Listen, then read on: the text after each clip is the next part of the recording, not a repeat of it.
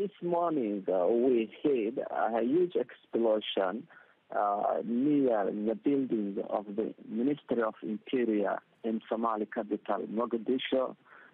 Witnesses said a car bomb was detonated at a security checkpoint. Then gunmen managed to enter the Ministry of Interior, where they are still fighting.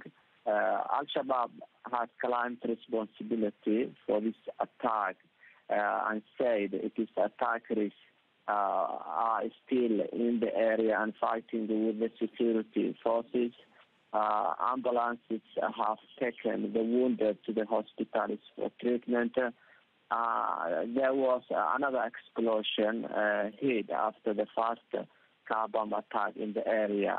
There is no any casualties reported so far, but the police said they are still finding out the exact number of the casualties of this attack, which comes amid high security in the city since the last Ramadan, and there is no any reports of casualties so far.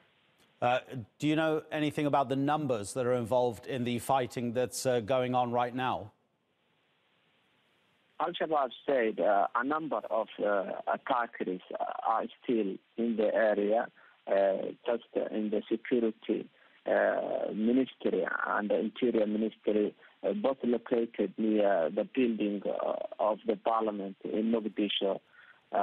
Al-Shabaab didn't specify the number of the attackers have carried out the attack.